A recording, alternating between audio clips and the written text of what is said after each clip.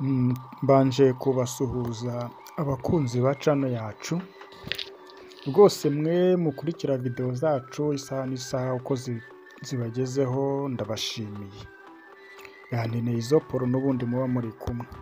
Niba utarakora subscribe nagushishikariza gukora subscribe kuko nibwo uraza kugenda umenya byinshi cyane bijyanye n'ikoranabuhanga. Tumaze iminsi tubagezaho video zitandukanye zigisha ikoranabuhanga rigendanye n'ibintu bita Mastercard na Visa card, amakarita dukoresha kandi ayo makarita tukayakoresha tugura ibicuruzwa bitandukanye kuri murandasi. Ibi byose birimo biraganisha ko mu gihe kiri imbere cyangwa mu gihe kizaza ibintu bijyanye n'inote bizaba byaragabanutse. Murabizi neza ko muri ibi bihe akenshi usanga amafaranga y'ikoranabuhanga ariyo mafaranga ari kugenda akoreshwa cyane mu bihugu bitandukanye, cyane cyane mu bihugu biri gutera imbere. Aho usanga umuntu afite amafaranga kuri telefone akayoherereza undi, akamuha ikintu yari ashatse kugura akakijyana nta hantu bihuriye no gufata inote mu ntoki.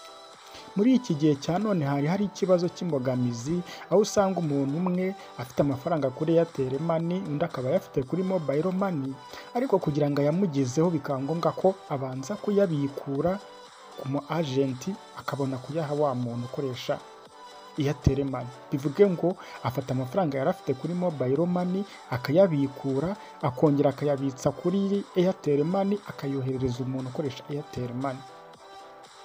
Kuri ubu ngubu ntabwo ariko bikimeze, kuko uno munsi wa none habayeho guhuza iyi mirongo mu buryo bwo guhererekanya amafaranga, aho ushobora kuba ufite amafaranga kuri Mobile Money ukayoherereza umuntu ukoresha Airtel Money kandi byoroshye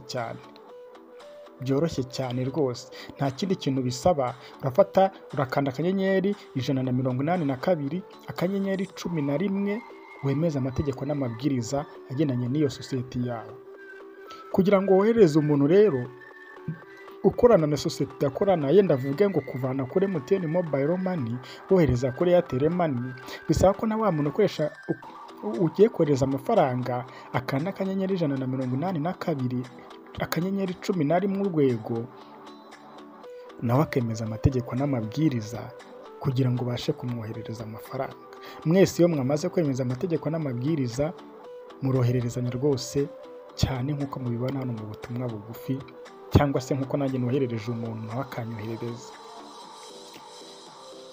Ibi ngibi ni byiza cyane, birimo biragaragaza icyerekezo cyiza cy'igihugu, kandi imbogamizi nyinshi ziri kugenda zivaho, ibintu bigenda byoroha. Ni byinshi cyane tuba tugenda tubategurira, ni byinshi cyane tugenda tubagezaho, kandi bibasha mu gihe cy'ikoranabuhanga. Niyo mpamvu nkubwira ngo kora subscribe kugira ngo amakuru y'ubutaha, ibiganiro by'ubutaha bizajye bibasha kukugeraho. Byari izo Paul.